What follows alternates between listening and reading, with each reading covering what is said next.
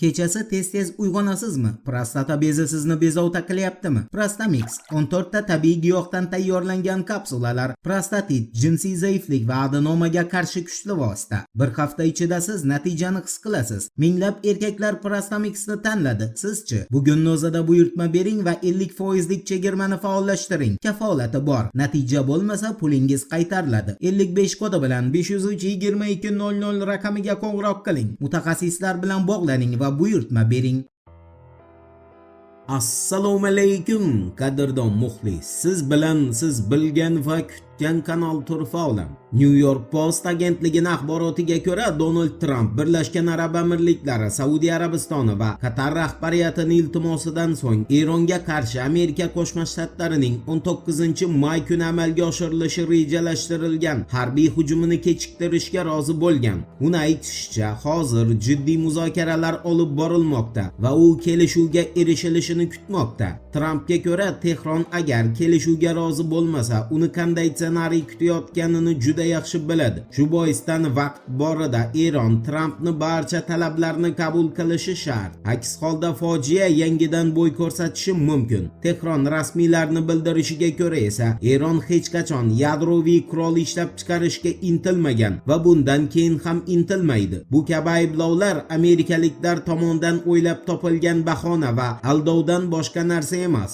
Aniqrog'i, yadro qurolini bahona qilib qaysidir davlatga hujum uyushtirish bu Qo'shma Shtatlarni eskirgan taktikalardan biri sanaladi xolos. Bilmaganlar uchun eslatma. Qo'shma Shtatlar Iroqqa o'z hujumlarini aynan shu ayblov bilan, ya'ni Saddam Husaynni yadro quroli yaratishga harakat qilayotgani bahonasi bilan boshlagan edi. Ammo Iroq bosib olingandan keyin Washingtonni asl maqsadi aniq bo'ldi va Iroqda hech qanday yadro quroli topilmadi. Eslatib o'tamiz, Fars agentligining xabar berishicha, Eron 18-may kuni amerikaliklar tomonidan taqdim etilgan tinchlik kelishuv bo'yicha navbatdagi takliflar paketini qabul qilgan. Bu haqida Eron Tashqi ishlar vazirligi matbuot kotibi Ismail Bagai ma'lum qilgan. Takliflar o'rganib chiqilgach, Eron tomoni o'z javobini taqdim etgan. Fars agentligi ma'lumotlariga ko'ra, javob 14 banddan iborat bo'lib, unga qator tuzatish va o'zgartirishlar kiritilgan.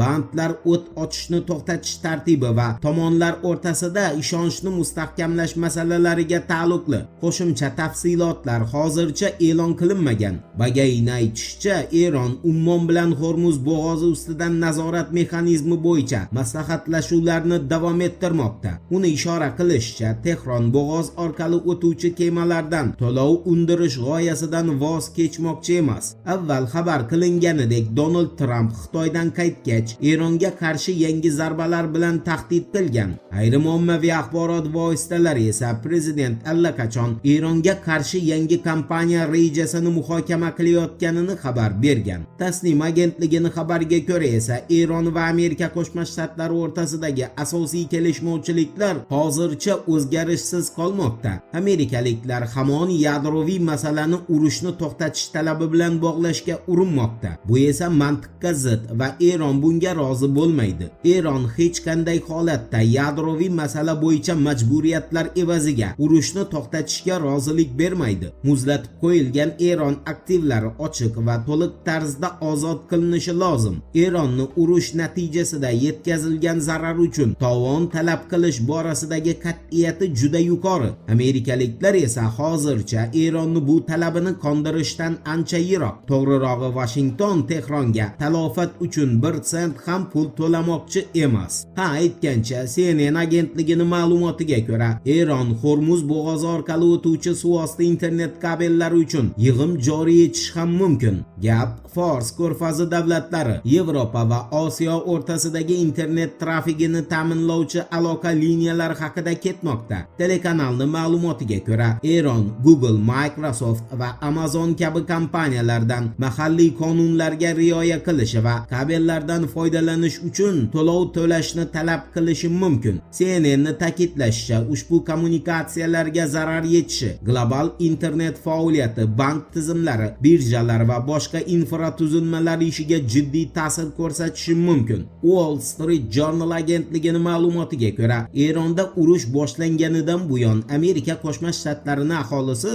benzin va dizel yoqilg'isi uchun o'tgan yilga nisbatan taxminan 45 milliard dollarga ko'proq mablag' sarflagan. Nashrda aytilishicha, energiya resurslari narxini oshishi eng ko'p past va o'rta daromadli amerikaliklarga zarba bergan hamda ijtimoiy tengsizlikni kuchaytirgan. Massachusetts oliygohi professori Isabella Weber Wall Street Journal nashriga bergan intervyusida energetik inqirozdan asosiy foydani eng boy amerikaliklar va neft-gaz kompaniyalari ko'rayotganini aytgan. Nashr shuningdek, narxlar o'sishiga qaramay, Amerika Qo'shma Shtatlarida 2025-yilda burg'ilash uskunalari soni 11% ga qisqarganini, neft-gaz sohasidagi bandlik esa 1972-yildan beri eng past darajada kelayotganini ta'kidlagan. Qisqa qilib aytganda, Eronga hujum birinchi navbatda Qo'shma Shtatlar iqtisodiyotiga yirik zarba bo'lib xizmat qilmoqda. Voqealar va juni birgalikda kuzatamiz. Turfa olam bilan qoling. Siz kutgan kerakli ma'lumotlar hali oldinda.